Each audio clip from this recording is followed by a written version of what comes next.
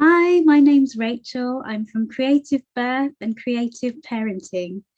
I'm here to support and encourage parents with parenting challenges from children of all ages, from pregnancy through to teenage years. I'm a mum of four myself, and I wanted to share with you three things that I find completely invaluable in my parenting toolkit today. So number one is my diary.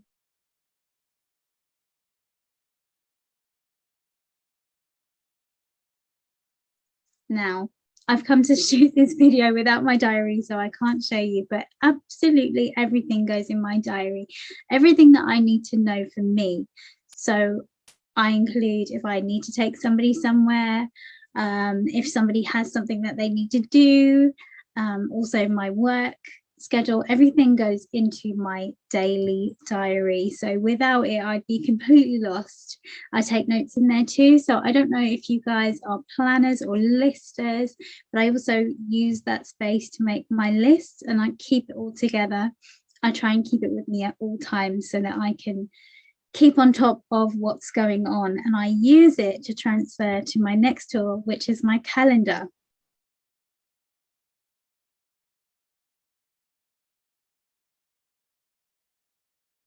So I know a calendar and a diary really, really similar, okay?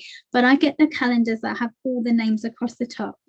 Now I've got four children, so trying to keep on top, and I know if you have more, you're going to have a real challenge with this. You're probably going to need two of these calendars.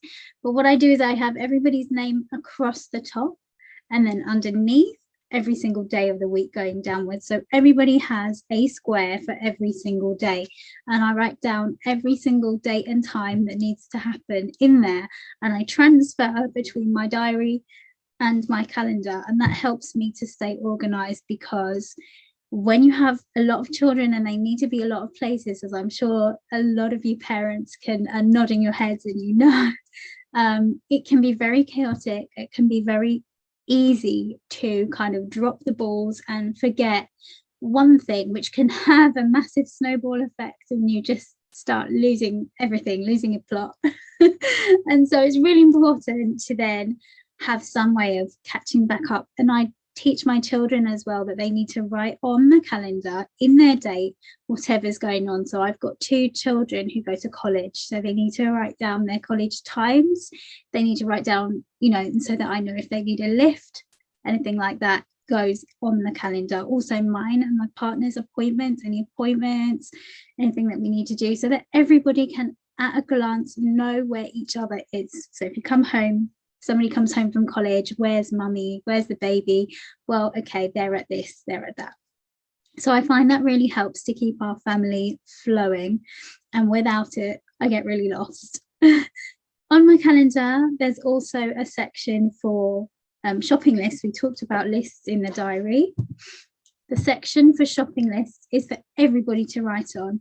I need everybody to put down if they've used up whatever that it is that they need, so that once a week I can go through everything and check off and make sure that everybody has everything they need in. And nobody's caught out with unnecessarily no broccoli or deodorant or whatever it is that they need. Okay, so my third and final tool for home educating, and this is specific really to special needs. However, I think if you have a large family or home educating, this will come in really useful, and it's a whiteboard.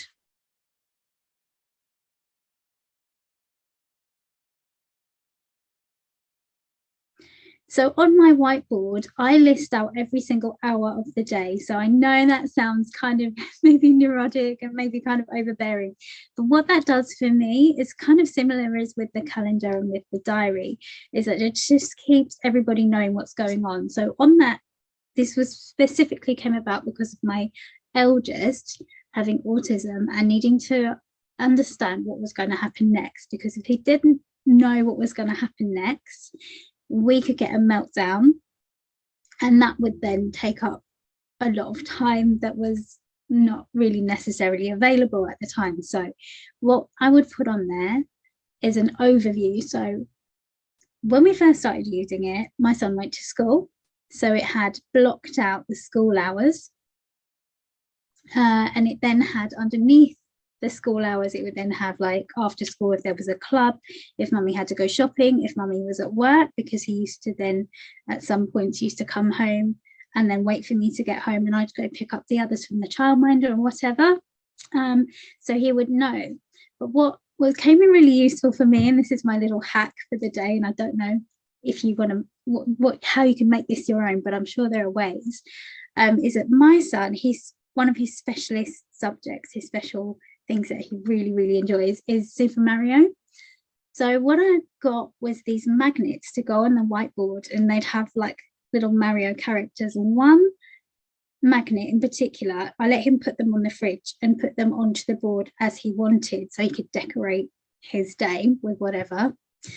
And one was a question box, you know, like in Mario when you have to like hit the box and the little question mark comes out and something, there'll be a bonus, right? But you don't know what it's going to be. So I showed the little magnet to Cameron and I said, sometimes, Cameron, you're going to come home from school and mummy's going to have put a question mark on there, because mummy's a doula, so mummy sometimes has to go to birth, sometimes she has clients at random times, or sometimes obviously things happen that are out of the ordinary, maybe the health visitors come in, I don't know, anything could be happening. But if it wasn't something that was like, if it was something out of the ordinary and I thought that my son might get upset, I would put a question box on that hour. And when he would get home, he would always check the board to see if there was any question marks. And when he, you know, I would write down next to it what was the question mark. So I might say, okay, there's going to be a shopping delivery, so somebody's going to knock at the door between 9 and 10, but I don't know what time or whatever. And he would look at that and then he would know, and he would prepare himself that something out of the ordinary was going to happen. So we found that a really useful tool. We found just having as much visual information around the house as helpful as possible in keeping people calm and keeping people organized, and also just keeping people from having random meltdowns. Now, that's a lot of writing, so I know that's not going to work for everyone. We also had lots of visuals around the house as well, to remind us orders of getting things ready. So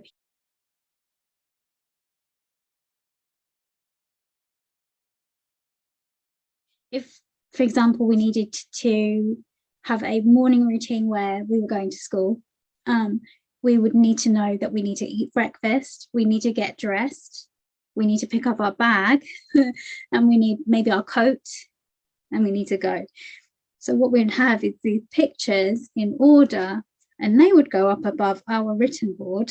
So we had a lot of things up on the wall, and they would go up above our written board so that anybody could remember what they were supposed to be doing next. Because there is nothing like, I don't like yelling, I do yell, but I don't like yelling, and there's nothing worse, I think, in the morning than as a parent when you're trying to get ready to be shouting, have you got your shoes on, have you even had breakfast, have you da, da, da, da? And it's just really unnecessary and saves a lot of stress if you have things in a visible, somewhere they can see it in a visual order. So it's put this, then do this, then do this, and then your child can then be independent of that routine. So when you go, right, we're doing this routine, here are the visuals, go. And yes, you're still going to get a lot of questions and you're going to get a lot of interruptions, but over time, seeing those visuals are going to start allowing your children to have that independence, getting themselves ready, or whatever process it is.